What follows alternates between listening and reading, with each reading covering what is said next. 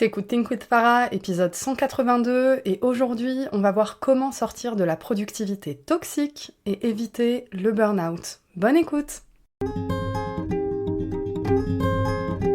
T'es entrepreneur, t'as de l'ambition, mais t'as du mal à dépasser tes peurs et tes croyances limitantes, t'es au bon endroit. T'as envie de vivre une vie d'abondance, te libérer du regard des autres, assumer ta volonté de gagner de l'argent et incarner pleinement ta puissance. Et clairement, t'en peux plus du syndrome de l'imposteur, d'un mauvais rapport à l'argent ou de la peur de l'échec. T'es prête à gérer ton business comme un vrai business et pas comme un side project. T'es prête à ce que l'argent coule à flot dans ta vie. Moi, c'est Farah de Think with Farah, mentor, formatrice business et coach holistique. Chaque lundi, j'anime le podcast Think with Farah, notre rendez-vous pour que je t'aide à révéler ton plein potentiel, pulvériser tes croyances limitantes et bâtir un business vraiment prospère. Ma spécificité, c'est mon approche holistique. Je crois profondément que ton business ne pourra pas se développer sans toi. Ici, je t'accorde l'importance que tu mérites. On parle stratégie business, loi de l'attraction, bien-être, santé mentale, marketing, mindset. Tout ça au même endroit. Ah, et puis si t'es neuroatypique, c'est un espace inclusif pour toi. Je suis diagnostiquée TDAH, HPI et hypersensible. Neuroatypique ou pas, si t'es un être sensible et spirituel, je te comprends et je peux t'aider comme personne. Ça fait très longtemps que j'ai pas abordé le sujet du jour. Pour tout dire, c'était le sujet d'un des premiers épisodes de podcast. Je me rappelle, j'avais parlé de la boulimie du travail. J'ai lancé mon podcast juste après un burn-out. Donc ça fait très longtemps que j'ai pas abordé le sujet parce que j'ai fait plein de changements dans ma vie. Bref, je pense qu'aujourd'hui c'est important de revenir dessus parce que je me rends compte que c'est pas parce que moi j'ai dépassé ça qu'en fait tout le monde a dépassé ça, et je me rappelle de ce que je ressentais au moment où j'étais complètement dans la productivité toxique. Donc aujourd'hui on va mettre les pieds dans le plat, parler des sujets qui fâchent. On va parler aussi de slowpreneuriat un petit peu, de la hustle culture et de tout ça. Parce que entreprendre, c'est pouvoir sortir du modèle payé à l'heure. Même si tu es thérapeute, tu peux sortir du modèle payé à l'heure. Ça ne veut pas dire que tu es obligé de sortir du modèle payé à l'heure, mais tu en as la possibilité en tant qu'entrepreneur. Donc chercher à augmenter ta productivité, ça fait partie inhérente de ton expérience d'entrepreneur, et la quête à la productivité maximum, elle est normale d'une certaine façon, mais elle peut vite devenir toxique. Parce que même si tu as un métier où tu es payé à l'heure, dans tous les cas, tu as besoin d'augmenter ta productivité, ne serait-ce que pour en dehors de tes sessions one-one avec tes clients. Tu as toujours de l'administratif à faire, peut-être des commandes à passer, de la communication à préparer, etc. Donc chercher à augmenter sa productivité, c'est la base, c'est ce qui fait que tu deviens plus rentable, etc. Sauf que ça peut devenir toxique. Donc concrètement, comment cette quête à la productivité qui est plutôt saine et qui traduit un véritable équilibre vie pro-vie perso devient de la productivité toxique? Il y a plusieurs points. Comme je l'ai dit, on vit dans une culture d'être payé à l'heure. Ça, c'est une première chose et c'est hyper important de le garder en tête. Du coup, ce que ça veut dire, c'est quoi? C'est qu'en fait, tu mérites ton argent que si tu as travaillé assez. Voire que si tu as travaillé tout court. Ça, c'est mon petit hint pour les personnes qui se lancent dans des business à revenus passifs. Donc en fait, tu vas estimer que tu ne vas mériter tes revenus que si tu as travaillé un certain nombre d'heures, et du coup tu vas mettre un plafond à ce que tu estimes pouvoir mériter comme argent. Et donc sans t'en rendre compte, tu vas saboter un peu les stratégies que tu mets en place parce que tu vas te dire, consciemment ou inconsciemment, je n'ai pas travaillé assez dur, donc je ne vais pas mettre en place des choses qui me permettent de générer énormément d'argent sans travailler plus, parce que ce n'est pas aligné à mon système nerveux, ce n'est pas aligné à mon système de valeurs personnelles, à mes croyances profondes. Et ça, c'est quelque chose à déconstruire absolument quand tu es entrepreneur. La hustle culture, parlons-en. Vouloir toujours faire plus, obtenir plus, accomplir plus, sans jamais se demander comment faire tout ça en travaillant moins. Parce que la hustle culture, qu'est-ce que c'est ? C'est le principe de, voilà, faire plus, vouloir plus, etc. Super. Quand tu regardes les choses comme ça, tu te dis, en soi, c'est bien. C'est synonyme d'abondance, c'est synonyme de croissance, c'est synonyme de succès, etc. Mais pourquoi la hustle culture, elle est critiquée ? C'est parce que tout ça, c'est sans tenir compte de l'équilibre personnel de l'entrepreneur, sans tenir compte de son équilibre pro-perso, sans tenir compte de sa constitution énergétique. C'est juste, tu bosses, et t'es fait que pour ça, et si tu ne fais pas ça, en gros, t'étonnes pas si t'atteins pas tes objectifs. C'est absolument malsain, et c'est la normalisation du burn-out. Quand on est dans la hustle culture, le burn-out, c'est presque prisé, ou du moins considéré comme normal. Le burn-out, c'est tellement banalisé parce qu'on vit dans une culture de l'agitation. Une culture de l'agitation, qu'est-ce que c'est ? On va associer l'action, l'agitation, à du succès. Si on te voit courir partout, être essoufflé, être fatigué, c'est que t'es dans le succès. En revanche, si on te voit posé chez toi, en train de siroter ton thé ou ton café, scroller un peu sur ton téléphone, pendant que tu brasses des dizaines de milliers d'euros, on ne dira pas que tu es dans le succès, parce qu'on vit dans une culture de l'agitation, et ça, que tu le veuilles ou non, ça fait partie de tes biais psychologiques. C'est dans ta tête. On vit là-dedans. On est obligé d'être impacté par ça. Et du coup, faire un burn-out dans une culture de l'agitation, c'est presque quelque chose qui suscite le mérite. Personne ne dira « Waouh, trop bien, t'as fait un burn-out ». Mais ça veut pas dire que les gens le penseront pas. Et peut-être que les gens seront mal à l'aise de le penser. Mais ça veut pas dire que les gens ne le penseront pas. À un moment, c'est comment on voit la puissance travail dans notre culture, dans notre référentiel personnel. Comment on décide de juger en fait la valeur travail d'une certaine façon et à quel point on arrive à s'en détacher pour créer notre propre modèle, notre propre référentiel. Et ça, c'est un luxe que tu as en tant qu'entrepreneur qui est hyper puissant. Et une autre dimension qui fait que la quête à la productivité qui au départ est saine devient de la productivité toxique, c'est associer le repos à un sentiment de culpabilité. Tu sais que tu pourrais accomplir plus, en moins de temps, mais comme c'est pas le modèle standard, tu t'en empêches. Parce que c'est inconcevable dans l'esprit d'avoir du temps libre et juste d'avoir du temps libre et de pas savoir quoi en faire. Naturellement, ton cerveau, il va se dire « Ah, j'ai plus de temps libre, donc qu'est-ce que je peux faire ? Qu'est-ce que je peux accomplir là-dedans pour mon business ? Comment je peux utiliser ce temps libre pour faire encore plus, etc., etc. » Et même si, en soi, la pensée, elle est saine, elle devient malsaine si tu ne te laisses aucun espace à juste te reposer. Oui, on est d'accord, augmenter ta productivité, c'est te libérer du temps pour pouvoir faire plus, avoir plus d'impact. Mais c'est aussi te libérer du temps pour pouvoir juste kiffer ta vie. Parce que ton business, il est censé être au service de ta vie. Et du coup, si tu ne t'autorises pas ça, en fait, le temps de repos, il devient vite associé à de la culpabilité. Et c'est une émotion qu'on n'aime pas. On n'a pas envie de vivre dans la culpabilité, et c'est normal. Donc on fait en sorte de ne pas ressentir cette culpabilité, et quand on n'a pas travaillé dessus, la solution, c'est de s'enfermer dans une productivité toxique. Autre chose qui fait qu'on associe le repos à un sentiment de culpabilité, c'est qu'en fait on a l'impression de faire quelque chose sans objectif, et donc on a l'impression de perdre de l'énergie et de perdre du temps. Typiquement, quelqu'un qui est complètement dans la productivité toxique, c'est quelqu'un qui va avoir du mal à avoir des activités créatives, qui va avoir du mal à accepter d'être nul dans quelque chose, mais juste de le faire parce que ça lui fait plaisir. Ça, c'est le genre de choses, c'est le genre d'expérience de vie qu'on n'a pas, en fait, quand on est dans la productivité toxique. Parce qu'on cherche toujours à accomplir quelque chose. Même au niveau du loisir, on va se demander comment on peut monétiser ça. Ou alors comment on peut être la meilleure, parce qu'on a ce côté compétition. Tu vois. Donc concrètement, comment on sait qu'on est tombé dans la productivité toxique ?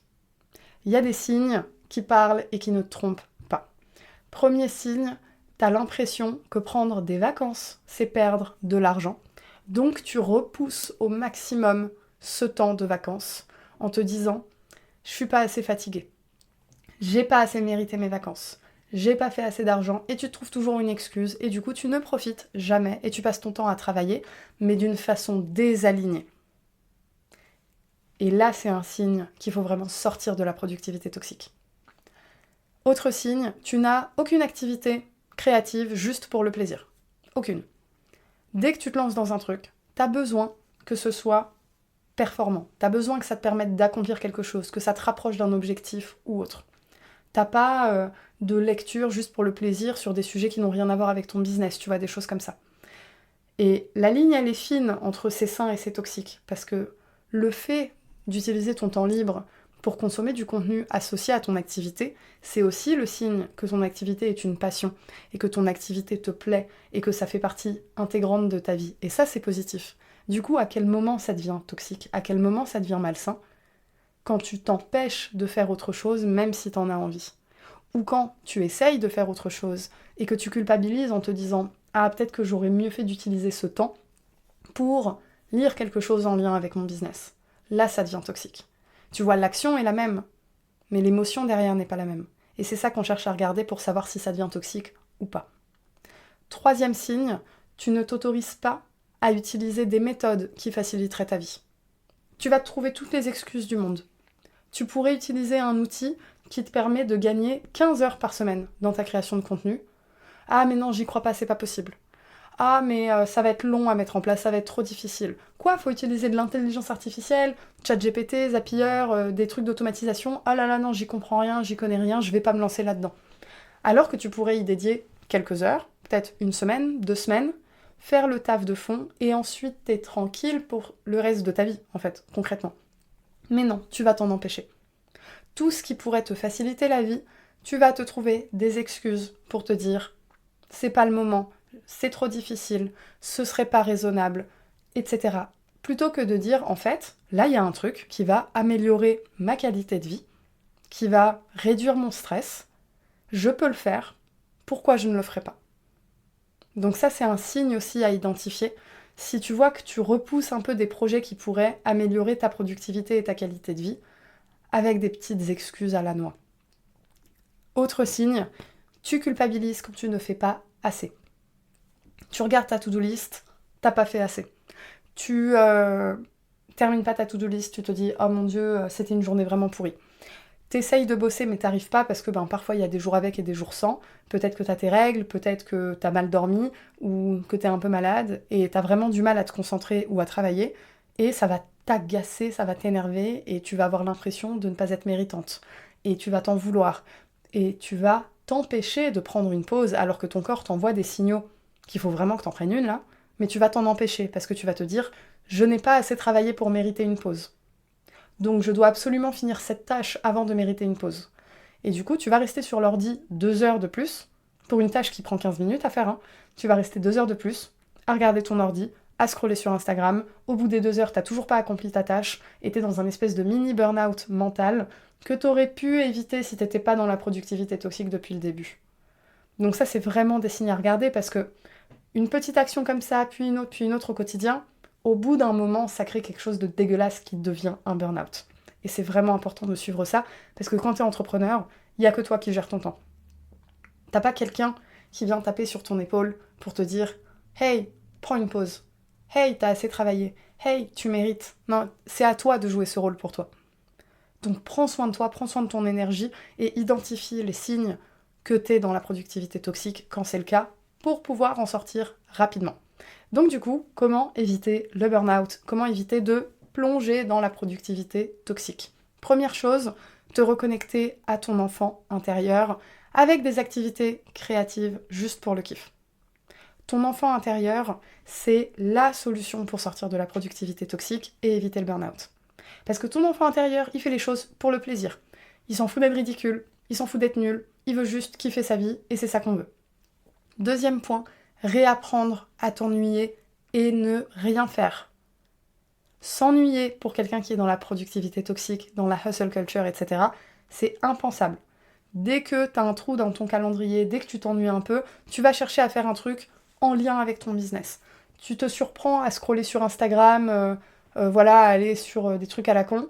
Ah non, attends, je vais aller faire de la veille, je vais regarder ce que font mes concurrents, mes concurrentes, tu vois. Oublie, réapprends à t'ennuyer et ne rien faire. Troisième point, essayer différents formats au niveau de tes heures de travail. Parce que t'es entrepreneur, ce luxe, tu l'as. Tu peux choisir un nouveau format au niveau de tes horaires de travail. Tu peux choisir d'essayer des formats.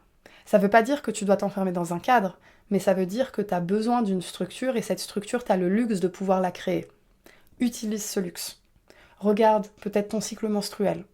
Regarde tes pics dans la journée. Regarde tes pics entre les saisons. Observe-toi, observe comment tu fonctionnes et teste. T'es pas obligé de trouver le format parfait du premier coup.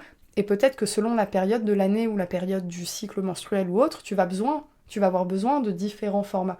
Mais teste. Donne-toi l'autorisation de chercher à optimiser ton temps. Et donne-toi l'autorisation de pouvoir fermer l'ordi juste parce que tu as fermé ta journée de travail et pas juste parce que tu es épuisé et qu'il est 21h30. Donne-toi l'autorisation de faire ça. Donc teste différents formats de créneaux horaires pour travailler. Autre point, détermine la période après laquelle tu dois t'imposer une pause. Quels sont les signaux que ton corps t'envoie qui te montrent que ça sert à rien d'essayer, tu n'y arriveras pas, là, tu as besoin d'une pause. Et détermine une période après laquelle tu t'imposes ce moment-là. Exemple, si ça fait 1 heure que j'essaye de faire un truc et j'y arrive pas, je prends une pause. Ou si ça fait 30 minutes, ou si ça fait 2 heures, ou peu importe. Et tu peux te dire, en fonction des tâches, parce que peut-être qu'il y a des tâches qui te demandent un peu plus d'énergie mentale, où tu te dis, bon, cette tâche, même si elle prend 15 minutes, je sais que ça va me prendre 1 heure, bon ben, tu vas pas te dire, si au bout de 30 minutes j'y arrive pas, j'arrête. Non, non. Tu vas ajuster, tu vas prendre le temps de te connaître. Et tu vas adapter tes modes de compensation à tes modes de fonctionnement.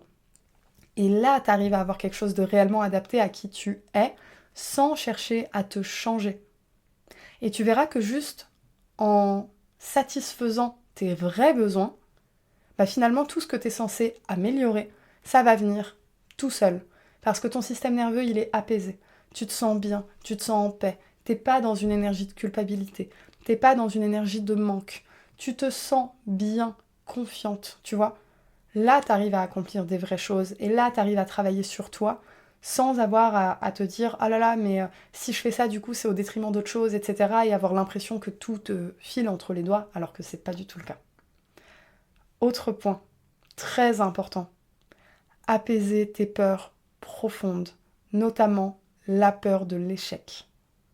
La peur de l'échec, la peur que tout va s'effondrer, la peur de retourner au salariat. Toutes les peurs profondes qui font que tu n'arrives pas à ralentir, que tu n'arrives pas à optimiser ton business. C'est important de travailler sur ton mindset et d'apaiser tes peurs si tu as envie de pouvoir sortir de la productivité toxique. Dernier point, travailler ton mindset pour ne pas avoir de syndrome de l'imposteur et pour commencer à te sentir légitime, indépendamment de ton temps de travail. C'est-à-dire que si tu as envie de réussir à un moment à recevoir des grandes sommes d'argent, à voir ton business prospérer sans t'épuiser au passage, tu as besoin de sentir que tu mérites cet argent et que ce n'est pas associé à « tu t'es épuisé ». Parce que tu n'as pas besoin de t'épuiser pour ça. Ça, c'est un référentiel que tu as besoin de changer. C'est une croyance que tu as besoin de changer. Parce qu'il y a plein de gens qui y arrivent. Et toi aussi, tu peux y arriver. La seule question, c'est est-ce que tu te donnes l'autorisation d'aller explorer ce nouveau monde, finalement, où tu n'as plus besoin d'être payé à l'heure, où tu n'as plus besoin de t'épuiser pour mériter ton argent. Est-ce que tu te donnes l'autorisation ? Parce que je sais que tu en as envie, mais tu peux en avoir envie sans te donner l'autorisation. Donne-toi l'autorisation pour commencer à réellement passer à l'action et engage-toi dans cette direction. Engage-toi dans cette direction jusqu'à ce que tu aies réussi à atteindre tes objectifs. Engage-toi dans cette direction, on n'est pas dans la hustle culture. On est dans engage-toi dans la direction de travailler sur ton mindset pour te détacher de toutes ces croyances qui t'empêchent d'accéder à ce niveau d'abondance sans t'épuiser. Du coup, en conclusion, la qualité prime sur la quantité. La qualité des actions que tu mets en place dans ton business est bien plus importante que la quantité des actions que tu mets en place. Ne tombe pas dans la culture de l'agitation. Ne tombe pas dans « j'ai besoin de m'agiter, de passer à l'action, pour avoir des résultats » parce que souvent, c'est faux. Et tu le vois très bien quand tu fais par exemple des Reels sur Instagram, les Reels que tu passes 4 heures à faire, où tu as fait tous les efforts du monde, etc., ils flopent. Et un Reels qui t'a pris 2 secondes à monter, comme par hasard, c'est celui qui devient viral, c'est celui qui a le plus d'interactions. Ne tombe pas dans la culture de l'agitation et garde en tête que la qualité prime sur la quantité. Si tu as envie, en tout cas, de sortir de la hustle culture, d'éviter le burn-out et de bâtir un business vraiment prospère au service de ta vie. On arrive à la fin de cet épisode. Si tu l'as trouvé utile, je t'invite à le partager en story, à me taguer, à l'envoyer aussi à une pote entrepreneur où tu sais que cette personne ne fait que bosser tout le temps, tu sais que cette personne s'empêche de prendre des temps de repos. Envoie-lui cet épisode, ça va lui faire beaucoup de bien. Écoute-le quand on a besoin et puis je te dis à la semaine prochaine.